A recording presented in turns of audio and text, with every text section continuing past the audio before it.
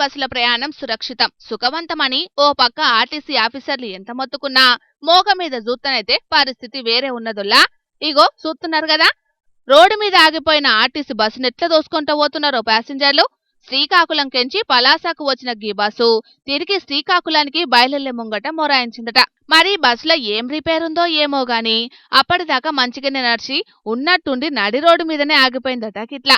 ఇక డ్రైవర్ ఎంత తన్లాడినా స్టార్ట్ కాకపోయే వరకు అందులున్న ప్యాసింజర్లే దిగిపోయి పక్కకు దోసుకుపోయిండ్రు గిట్లా. అయితే ఆమ్దాని కోసం కాలం చేసిన బస్సులను నడుపుకుంటా పబ్లిక్ ను తిప్పలు పెడుతున్నారు సర్కారులు. ఇప్పటికైనా పాత బస్సుల జాగల కొత్త బస్సులు పెట్టి పబ్లిక్ కు తిప్పలు లేకుండా చూడాలని గరమైతున్నారు. గీది చూసిన ఆడున్న పబ్లిక్ చాలా మంది.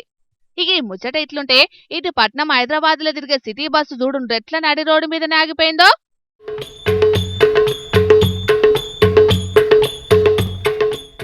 ఈసీఐఎల్ కెంచి వేవ్ రాక్కు పోయే గీ బస్సుకు ఏమైందో ఏందో గాని నాగార్జున సర్కిల్ కాడికి వచ్చే వరకు సడన్ గా ఆగిపోయిందట.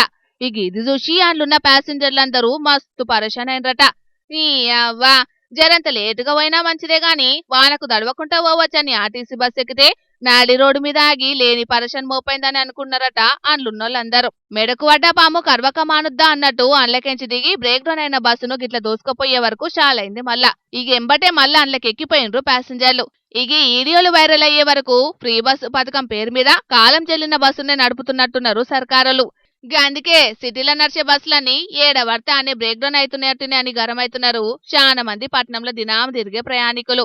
చూడాల మరి పాత బస్సు జాగల్లా కొత్త బస్సును తీసుకొచ్చి జనాలకు తిప్పలు లేకుండా చేస్తారో లేకపోతే జనాలు గట్లనే అంటారు మనం చేసే పనులు మనం చేసుకుంటూనే పోతామని గిట్లనే చూసి చూడనట్టు ఊకుంటారో ఆర్టీసోళ్ళు. చూడాలి మరి.